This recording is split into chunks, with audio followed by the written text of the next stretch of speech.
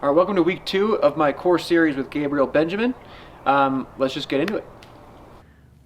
Welcome to week 2. Again, we will begin with a simple warm-up. So go ahead and make sure your stance is healthy, feet are parallel, your core is integrated, and we will lift one arm while using the other hand on the hip. Take a stretch to that side and come to center and do the other side.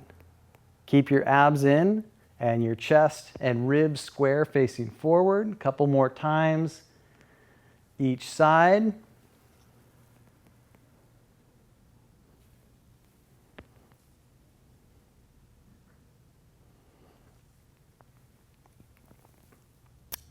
And come back to a normal standing position, and we're going to shift all the weight on the right foot. And then lift the left leg, kind of like kicking a hacky sack, do an inner kick, and if you can, reach back, do an outer kick, and keep going. The arms relaxed, the abs a little bit integrated the whole time.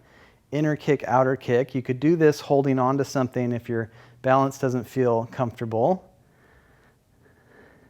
And then switching sides, putting all the weight on the opposite foot and doing the inner kick to strengthen the inner hip, outer kick for opposition, and continue. Inner kick, outer kick, couple more times.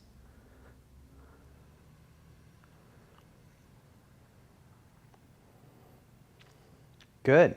Now put all the weight on the right foot. When doing these balances, it helps to look at the floor. We're going to keep all the weight on the right foot, open the left leg and arms, maybe just a little bit, maybe a little bit more. Again, you could hold on to something if you really need. We're going to wobble, just to really work the lateral muscles and the stabilizer muscles. This will be great for your agility, and then the muscles that don't normally get a lot of muscle tone from cycling will be more even, so the body's joints will therefore be more even. Good. Let's switch to that left foot. Again, the abs are in the whole time when we're doing this balancing motion, and you add in a little bit more openness, the wobble if you'd like. Steady gaze for your balance, and that's it. All right, setting up for our first plank. Touch down, have lots of space, make it a long plank, and remember all the form we learned last week. Shoulders above the wrists, or when in doubt, the wrists a little more forward, abs in, part the shoulder blades, activate the legs. Let's go ahead and hold it just for one more count, and then add a little bit of movement. So we're going to take the right elbow and the knee together and come back. Do that on the opposite side and come back. And now bring the right knee into the chest and come back. Opposite knee into chest, come back. Right knee to opposite elbow. Come on back. And then other side. Come back to the plank and put the knees down and the elbows down. Again, make sure you're not sinking into the shoulders. Stay lifting out of the shoulders. Be very long. So I'd recommend palms off the mat, feet at the back of the mat. Make yourself long. Drop the hips a little bit, but don't sink into a back bend. Keep the back a little bit flat or rounded. Elbow plank. A few more counts. And then knees down. Come back up and take a normal plank, and we'll go into the kickstand side plank. So go ahead and move the top foot flat and the bottom foot with the side foot down. Left arm up, side plank, kickstand. Come down without rushing, and do that on the other side. So right foot flat, left foot with the side of the foot down, right arm up, side plank kickstand. Keep lifting out of the shoulder joint. And without rushing, come down. That lack of rushing is really good to build the core. And if you need a little break, you can put your knees down. Otherwise, stack the legs. Firm both feet, left arm up, abs in. You could always do knee down or kickstand. And without rushing, again, we'll intentionally come down And do the other side.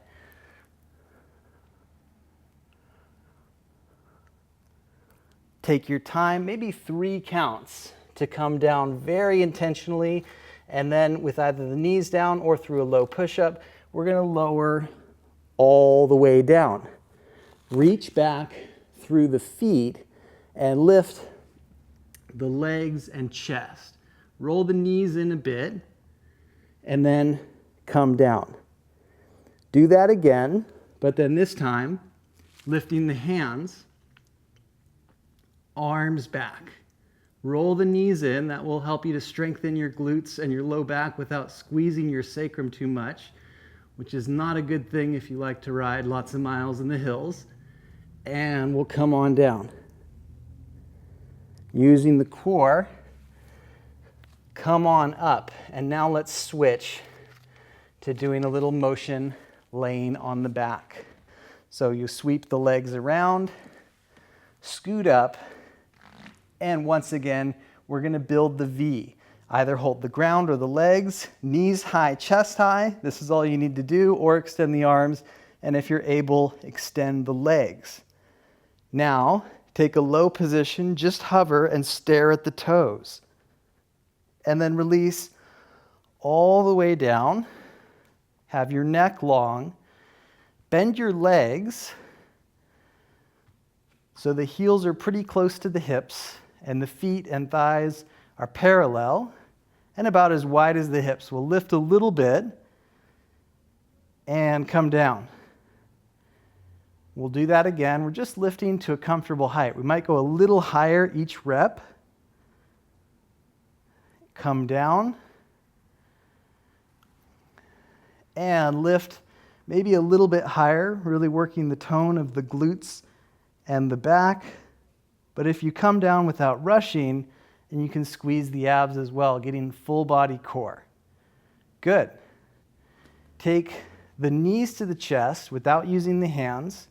Hold that for a second. Have the feet together if you're able to.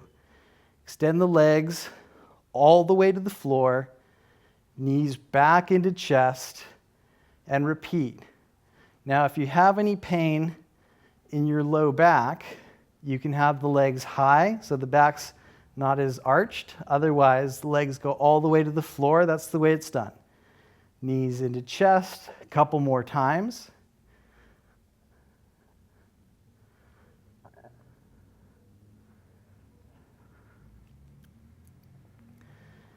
Good. Knees to chest and just pause.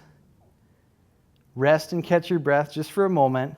And then we're going to switch to the bicycles. So, hands behind the head. Take the left elbow to the right knee and extend the opposite leg. Get really good extension. Switch sides and keep going side to side at a nice medium pace so that it's not rushed, it's not slow.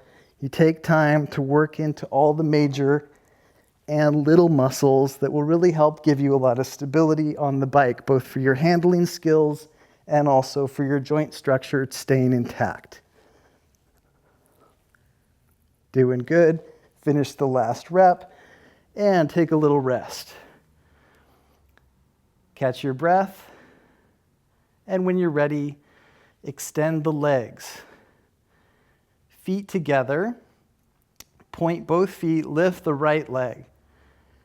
Now lift the left as you're lowering the right, and we're making a scissoring action. Now, if you need to just lower and lift one leg at a time, do that. Otherwise, we're moving both legs at once and passing through the middle position with both legs, which makes it maximally strengthening for a lot of the abdominal muscles and also the key hip flexor muscle group. Couple more reps, each leg.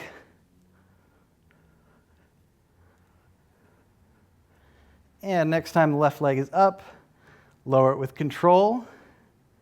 Take a little rest. Catch your breath. Knees to chest. Come on up and then switch to a nice hands and knees position. From a hands and knees position, step your right leg up, like we're doing a lunge. But then lengthen the back leg. You could just stay like this. Otherwise, we're going to lift and hold the thigh. And if you're comfortable with your balance, you're going to lift your arms. Draw your abs in. If your back hurts, leave the back knee bowed. But if you can straighten it while really drawing the abs in, that will give you the most strength and flexibility for your money. Keep the shoulders set a little bit. The knee should be above the heel and facing forward or slightly open. Let's go ahead and bring the hands down, back knee down, and take your time, switch sides. Left foot up, knee above ankle. Very crucial form there for this and lots of lunges in the family, right? Crescent lunge is part of a big family of different stretches and strengthening exercises. When the knee is forward or slightly open, it helps you to access side strength and the glutes while avoiding pressure in the inner knee, so that's important. Finishing up that. And hands down. We're going to switch to a sitting stretch to help balance out the glutes. So take your time, come to sitting. Sit with the ankles really moved over, so it's like a square base. So ankle and knees are in line with the right leg in front. And we'll take a forward bend stretch just a little bit at first, and eventually stretching down more to really get deep into the glutes.